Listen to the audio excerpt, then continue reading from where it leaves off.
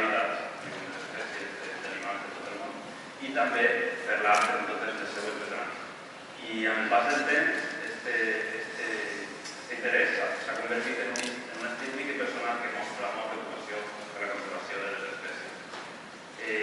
M'agrada molt crear mons onírics amb una temàtica tragicòmica on hi ha molta realitat però també molta màgia, que al final és el que fa que ens captures i una volta estem dins ens donem compte de que realment està passant no és tan bonic com pareix africans.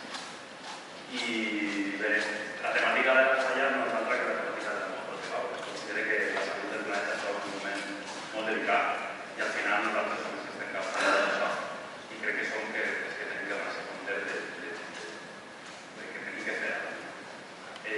Per això, jo, com bé ha dit Maria, és una de les parts de la meva trajectòria també de l'art urbà. Com a artista urbà que soc, penso que les falles i l'art urbà guarden una relació directa, són art efímer que naix per a viure i per a morir al carrer. I per això penso que tant el missatge que volem llançar com la manera en la que anem a llançar-lo juga un paper fonamental per a despertar sensacions de l'espectador. I per això la proposta que hem creat volem convidar a l'espectador a un viatge on imaginar i somiar al mateix temps que fer pensar. El lema que han triat per la falla, protegis allò que estimes, està inspirat en una frase que va dir el primer humà que va dir una frase per a fer-nos recapacitar sobre el deteriorament del planeta. Va ser el famós investigador Jacques Cousteau que va dir "People protect what they love". I per això mateix hem volgut rendir homenatge com a lema de la falla i d'alguna manera llançar aquest missatge de compromís de la ciutadania amb el mitjà que posarà València en el centre del missatge. Representa aquest punt de mira en el que es troben tots els personatges d'aquesta història, per això està a la base de tot. Seguidament, a la base de les escenes volem representar com un viatge per diferents ecosistemes del planeta, mitjançant la crítica i la sàtira.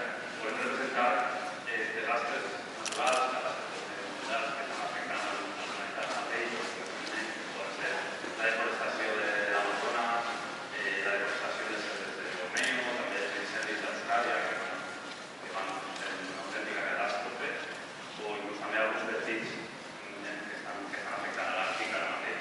Tot això anirà a la part de baix. Seguidament trobem el gel. El gel és l'element que regula l'equilibri de la temperatura del planeta. Si desapareix el gel dels pols, desapareixerà molts llocs del món tal com es coneixem. Per això hem volgut posar la base de tot com a base de tot el monument. Si desapareix, cau. Seguidament trobem l'os polar, que segueix un treball també sap que és un dels animals que més apareixen, o també és un dels animals més amenaçats en l'actualitat per el canvi climàtic. I l'he volgut representar com si fos una vela que està desfent-se al mateix temps que les flames s'apaguen.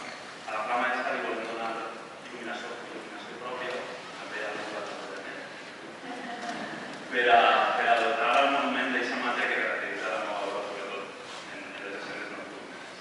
Després, a la part del mig, trobem el rellotge d'arena, que simbolitza el pas del temps, el peix convertit en llauna, que simbolitza la pesca exhaustiva, i alguns elements d'aquesta migració forçada que estan patint tots els personatges.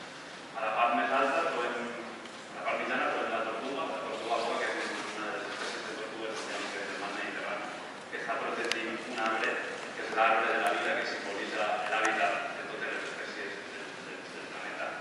I al mateix temps, la tortuga simbolitza el mar Mediterrani, l'essència de la nostra cultura i de la ciutat de València. Que hem volgut